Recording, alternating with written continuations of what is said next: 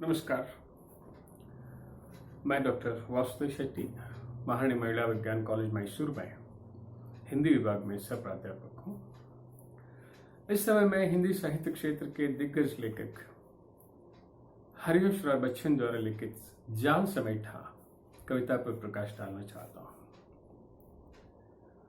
1907 में प्रयाग में जन्मे बच्चन जी प्राथमिक शिक्षा से लेकर स्नातकोत्तर अध्ययन तक वहीं प्राप्त कर लेते हैं। 1907 से 2003 तक उनकी जीवितावधि है। अंग्रेजी में एमए करने के बाद इलाहाबाद विश्वविद्यालय में इनके नियुक्ति अंग्रेजी प्राध्यापक के रूप में होती है। 1952 में वे इंग्लैंड पहुंचते हैं और कैम्ब्रिज विश्वविद्यालय में अंग्रेजी साहित्य क्षेत्र के श्रेष्ठ कवि कीट्स पर अपने शोध प्रबंध प्रस्तुत करके पीएचडी के मानद उपाधि प्राप्त करते हैं। 1955 में भारत सरकार उन्हें विदेश मंत्रालय में हिंदी के विशेषज्ञ के रूप में नियुक्त करती है। हरिवंश राय बच्चन जी की खासियत है वो जीवन को काफी करीब से देखने वाले। 1932 से 72 तक एक लंबे अरसे तक उनकी रचना कार्य चलती रही। 1935 में मधुशाला लिखते हैं। मधुशाला लिखने के बाद वे सर्वाधिक लोकप्रिय कवि बन जाते हैं, क्योंकि मधुशाला आज से जो 85 साल पहले जो वे लिखते हैं ये अपने आप में काफी हिम्मत की बात है। उन दिनों में लगभग आज ये कोई बड़ी बात नहीं होगी मधुशाला जैसे विचारों को व्यक्त करना। इनके श्रेष्ठ काव्य कृतियां हैं निशा निमंत्रण, एकांत संगीत, आकुल अंतर, सतरंगिनी, मिलन यामिनी, प्रणय पत्रिका। इन काव्य कृतियों के अलावा गद्य संरचनाएं भी हैं। क्या बोलो क्या याद करो, नीड का निर्माण प्रेम, प्रवास की डायरी और बसेरे से दूर। प्रस्तुत जाल समेटा काफी सूक्ष्म ढंग से एक विस्तृत विचार प्रस्तुत करने वाली कविता है। एक मानचित्र के प्रतीक के रूप में वो अपने विचार व्यक्त करते हैं। जाल समेटा एक फिशरमैन जो कहीं यानी सागर में या नदी में अपने जाल डाल के बैठा है और मछली मिलेगी। जितने भी वो बटोरेगा और बार बार मछली मिलती ही रहेगी, उसकी कोई अंत नहीं है। सागर जैसे एक विस्तृत परिप्रेक्ष्य में यदि कोई पहुंचा हो, लेकिन कभी तो उसे उसकी आशा छोड़कर वापस आना चाहिए। जीवन के बारे में भी वो ऐसे ही व्यक्त करते हैं। कितने ही संदर्भ में हमें ऐसे लगता है, कितने सारे कोशिया। अब आप देख सकते हैं, कभी आप यदि सागर के तरंगों को देखते रहेंगे तो वहां से निकल के आने के मन ही नहीं होता। लगातार एक के बाद एक तरंगे आती रहती है, लेकिन कभी तो वहां से निकलना है। तो यहाँ ध्यान देने की बात है। बहुत सुंदर ढंग से वो अपने विचार व्यक्त करते हैं एक मांझी के रूप में, एक फिशरमैन के रूप में।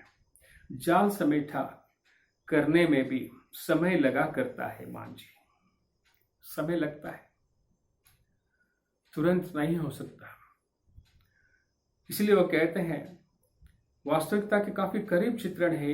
जीवन की इच्छाओं को भी हमें समय पर त्यागना चाहिए। मोह मछलियों का अब छोड़कर, क्योंकि इसकी कोई अंत नहीं है। मछली मिलते रहेगी, वहां से निकलना ही है उसे। इसका मतलब है इच्छाओं को जितना विस्तार करेंगे, लेकिन कभी तो उसे छोड़ना पड़ेगा। जितना ज्यादा विस्तार है उसे समेटना समय लग सकता है।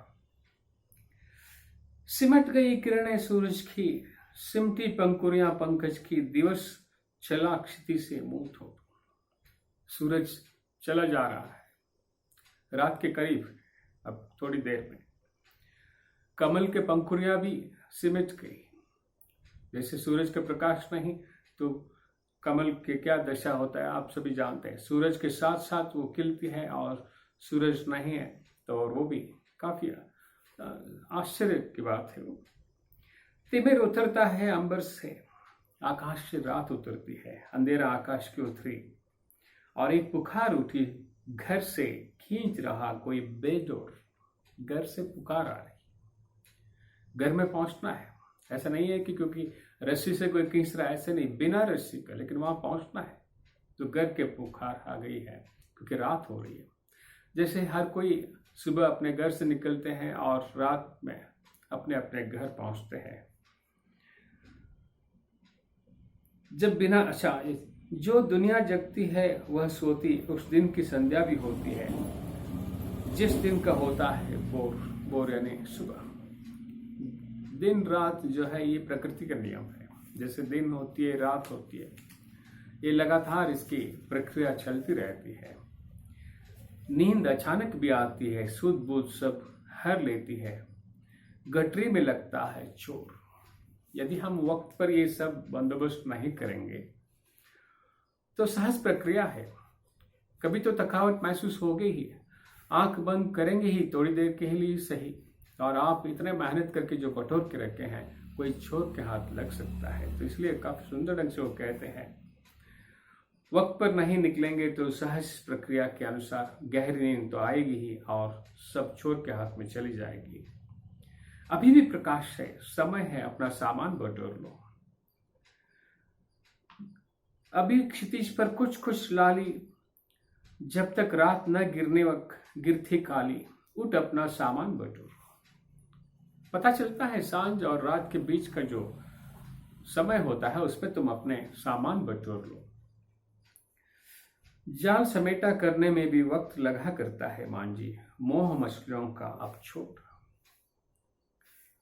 कभी तो तुम्हें जाना है, इसलिए अब मछलियों के बारे में अब सोचना बंद कर और अब तुम्हें वापस जाना है।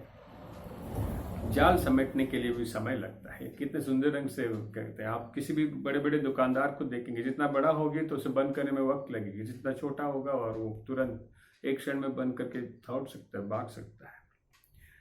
अब बहुत सुंदर ढंग से कहते हैं, देखिए जीवन के बारे में कोई निश्चित तरीके से ऐसे ही है, ऐसे ही जिंदगी है और यही सही, इस तरह कहना बहुत मुश्किल है। ये व्यक्ति से व्यक्ति तक अंतर रहता है इसमें।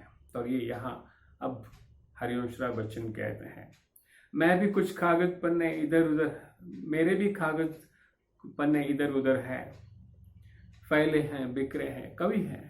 कभी जब जब उनको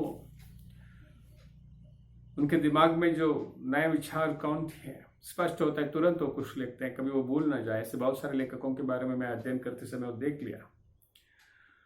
इसलिए वो कहते हैं, मेरे भी कुछ कागज पन्ने इधर उधर है, फैले बिखरे, यहाँ तोड़ा वहां तोड़ा, यहाँ 4 लाइन वहां 8 लाइन, क्योंकि एक लंबे अरसे तक लेखन कार्य कर चुके और उनके अनुभव भी काफी व्याप्त है।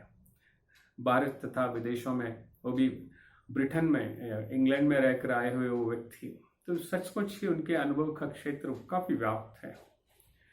गीतों की कुछ टूटी कड़ियां है, कविताओं की आधी सतरें, कुछ लाइनें लिखी हुई है, कुछ उसे जोड़ना बाकी है।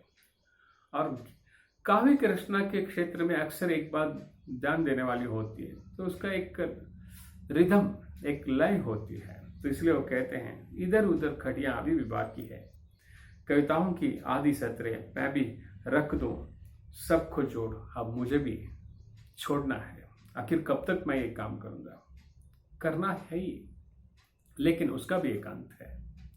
काफी अर्थपूर्ण ढंग से हरिवंश राय बच्चन अपने विचार जाल समेटा में व्यक्त करते हैं। आपको पता रहा होगा, हिंदी फिल्मी जगत के दिग्गज अभिनेता अमिताभ बच्चन इनके सुपुत्र हैं। हिंदी साहित्य क्षेत्र में मधुशाला, मधुकलश जैसे गीतों के कारण ये काव्य जगत में एक अपने ही विशिष्ट स्थान प्राप्त कर चुके हैं। जाल समेटा अपने आप में एक अर्थपूर्ण कविता है। प्रणाम।